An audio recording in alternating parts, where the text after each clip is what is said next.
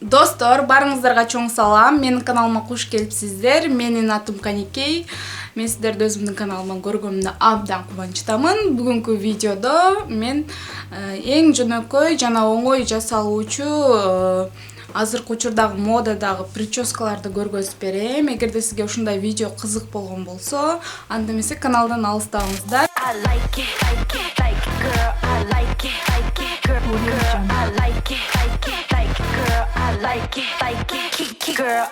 Ошондой эле достор, менин каналыма каттал элек болгон болсоңуз, подписаться кнопкасын басып, коңгуроону басканды унутпаңыздар. Эгерде сизге видеолор жаккан болсо, жана менин башка видеолорумду дагы кирип көрүңүздөрдү суранамын. Эгерде сиз менин видеолорумдан пайдалуу кеңештерди ала алган болсоңуз, ар дайым лайк басканды унутпаңыздар.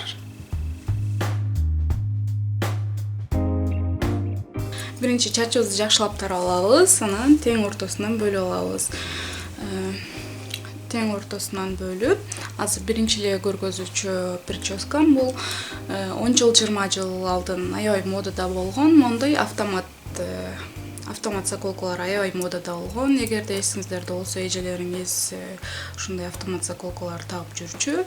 Азыр ушул мода кайра кайтып келди мондой.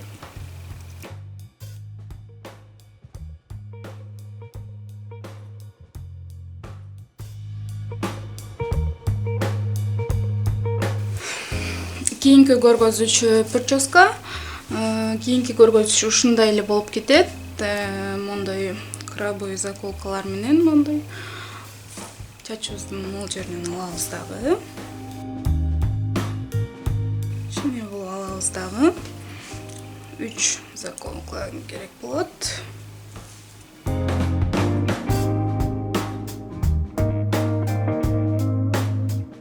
Ушундай прическа кылып алсак болот. Бул мектепте окуган кыздарга жана студенттерге дагы аябай жакшы жарашат. Өзүмө дагы жагат ушундай кылып жүргөн.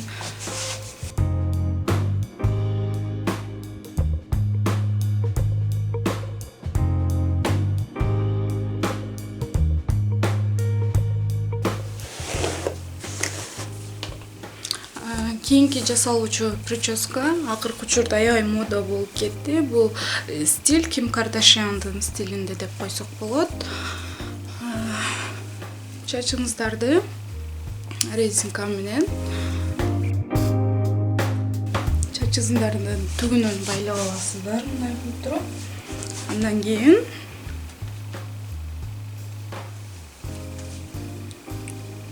ичине бөлүгүн аласыздар дагы. Өзүңүздүн чачыңыздар менен бура аласыз.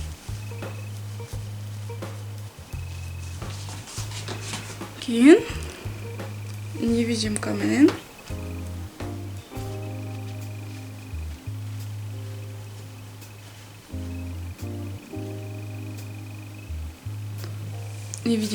кыстарып койсоңуз болот.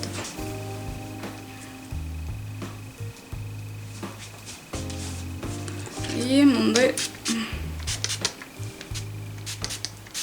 спрей менен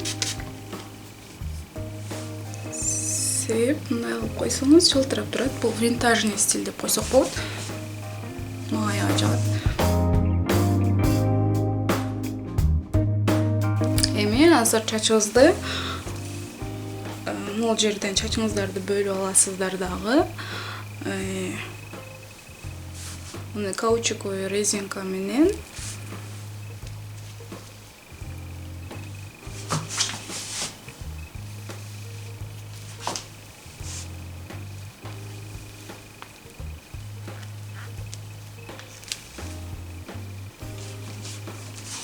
туруп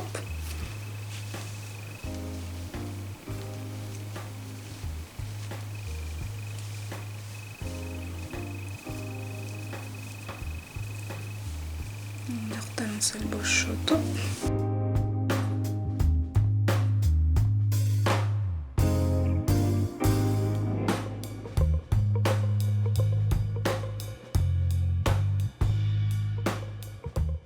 Эң акыркы прическаны көргөзүп беремин. Ушул прическалардан кайсы бири сизге жаккан болсо, ошону комментарийге жазып кетсеңиз, эгерде сиз дагы кандай прическаларды билсеңиз, ошолор дагы өзүңүздөрдүн ой пикирлериңиздерди комментарийге калтырып кетиңиздер. Бул жеринен түз ылдый түшүрүп бөлүп аласыз. Алты жагынан бир аз гана чачыңызды аласыз дагы.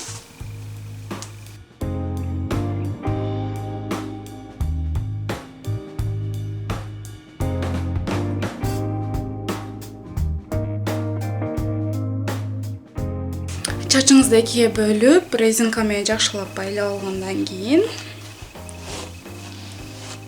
бир аз чачыштырып алышыбыз керек, объем берип чачыбызга.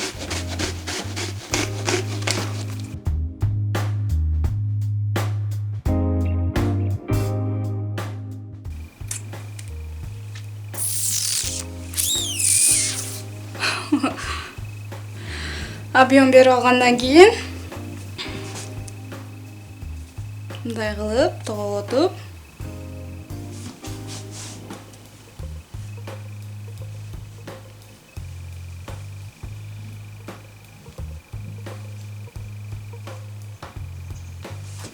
чачыбызды ороп алабыз.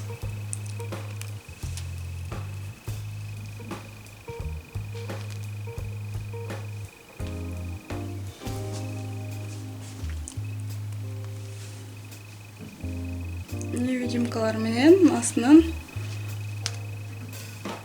көрүнбөй турган кылып кыстарып коебуз.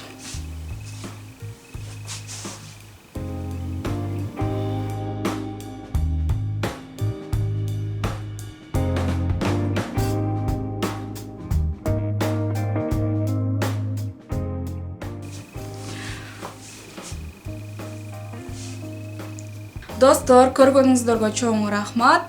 Ушул менен мен сиздер менен коштошомун. Кийинки видеолордон жолугушканча сак саламатта калыңыздар.